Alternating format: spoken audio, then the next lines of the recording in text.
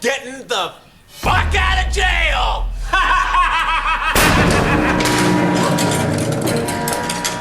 Eddie was bolted to the table and that guard. Queen bee, want no smoke with me. Okay. Been turn this motherfucker up 800 degree. Whole team eat chefs cause she's a treat. What's up, everybody? Welcome back to the KBreDazz reaction. Happy Monday, you guys. Alright, so to start off this week, we're going to get right into Brandon Rogers with the Blood and Makeup Part 2 of 3 Not For Kids. 6 months ago was the first one. Let's get into this video. Last time we discovered Rick's head was in the box.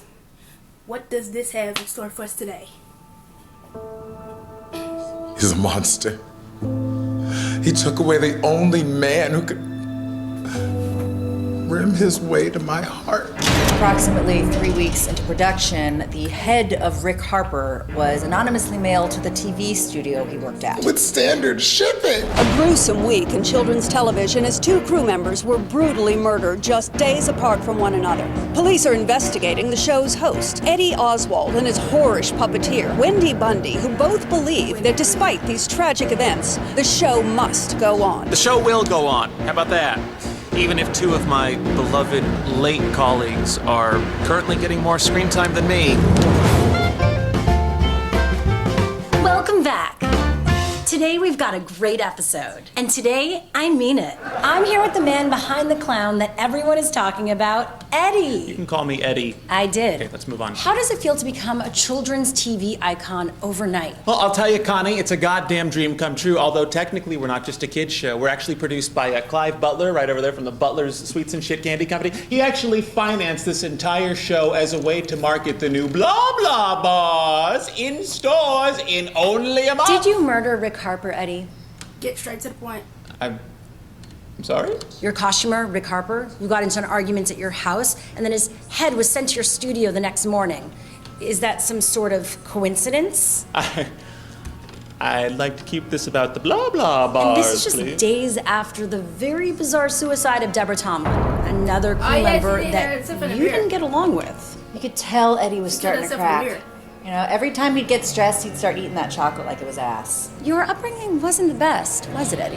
This interview is over. Your mother created a very angry person, didn't she? You need to lose weight. Dr. Carl says I need to gain weight, Mom. Yeah, well, Dr. Carl isn't in show business! All you needed was the pressures of your own show to make that inner child snap. And just give me a comment.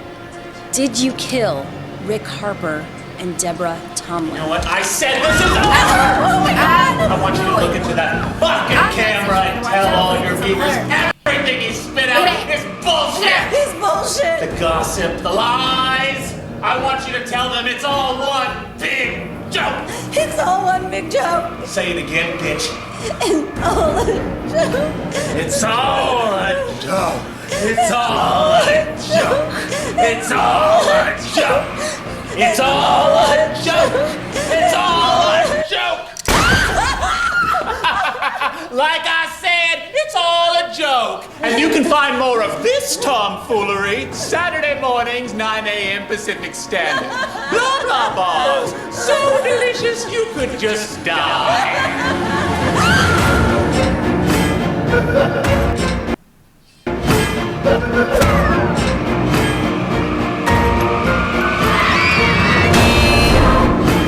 3 more bodies Bro. were found last night. The victims' faces were painted like clowns. Ladies and dicks, we're dealing with the goddamn psychopath! I didn't know what hell was until I met Blah Blah the Clown. You do not want this man entertaining your children. Officials say what was written in blood were the words of a real doo-doo mouth. Look at him! That look like the face of a goddamn crazy person! Is this a parody of Willy Wonka? Eddie's little media prank wasn't helping my company's image. And you know how hard it is to convince kids you're not gonna kill them? I do. It's quite hard. Blah Blah, did you really kill those people? Oh, now, Percy, you know I wouldn't harm a fly. I know, but I'm sure they would have deserved it. They did deserve it. It wasn't working. And we only had 1 month left before the blah blah bars hit the grocery stores, and we need to clean up this PR nightmare. How? Everyone thinks I murdered that fucking asshole! Be honest with me. Did you? You can't be serious. It's not too late to pin it on one of the kids. I can understand what Eddie was going through. Clown paint has a way of getting under your skin. I should know. I created Blah Blah the Clown when I was 18. I had just arrived in Los Angeles with a dream of becoming a successful clown who doesn't diddle the children. Little did I know it was my heart that would be diddled when I met Cassandra Butler. She owned a small candy shop down on Melrose in Fairfax. We were perfect for each other. I'd teach her how to clown around, and she'd teach me how to make candy sweeter than an angel's kiss. Oh, and we made the 80s our bitch. She made the candies, and I did the clowning to sell them on TV. So come on down. Then one day, she created it. The Blah Blah Bar. The most delicious chocolate I've ever tasted in my life. We must have whipped up and devoured a batch of 30 bars that night alone. We were going to release it the day after we got married. But that day never came. Oh shit, it's been recording the whole time. She died with the recipe of that Blah Blah Bar. Yeah. I was able to keep the candy company in business, but nobody gave a rat's dick about my clowning anymore. My God. I was just a corporate fool trying to live out his glory days. Until 6 months ago, I found an old box of Cassandra's belongings, including the recipe I'd been trying to recreate for 3 decades. I began production on the Blah Blah Bars immediately. I just needed a fresh new face to be Blah Blah again. So I understand why Eddie's angry. Clowning is a very serious business. That's great. I still had a headless homo on my hands. Crime's no joke, and I'm no comedian. I take my job about as seriously as I take an anal fissure, and that's pretty serious. Look who got sloppy. You know, I always said in my years of the field that murderers are some of the dumbest. Don't tell my captain. I questioned the only person who was with Rick that evening, his husband. I just told her it wasn't me. Which was a relief, because then I only had one more suspect. Look, whore, I didn't do it. Eddie, no one is suggesting that you're definitely the killer, but we want to get a sense I of... am not a killer! But if I was, I would have slit him gut to gullet, and I would have told you I didn't do it! The trail had gone cold. I was out of suspects. Until... just before leaving the station, Eddie decides to stop for a little pee-pee time.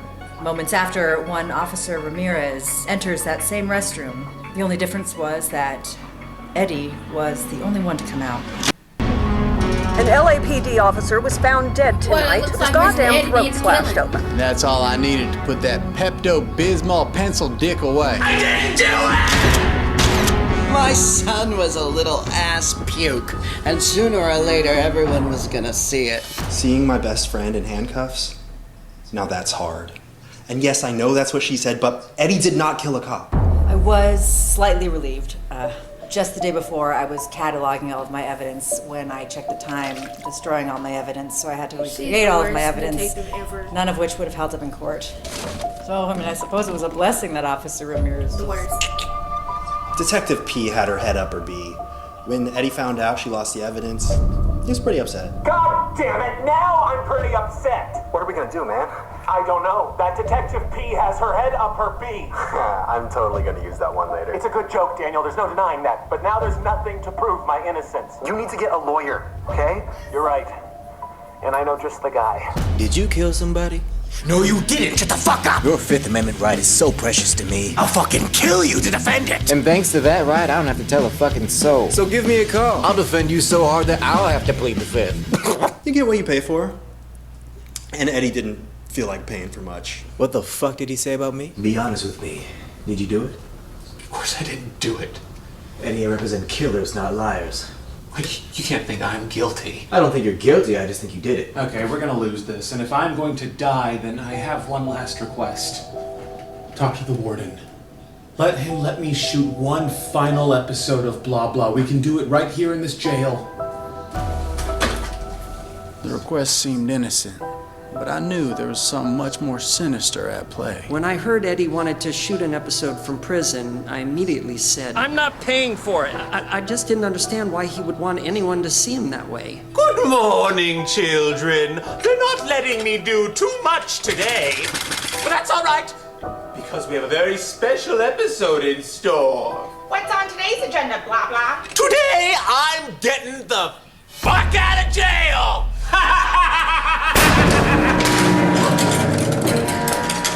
Eddie was bolted to the table, and that guard did not have a lick of keys on him. He doesn't have any keys. Wow. There's no time! Plan B! Plan B! I don't want to do Plan B. I don't want to die here! I love you. I know, just do it!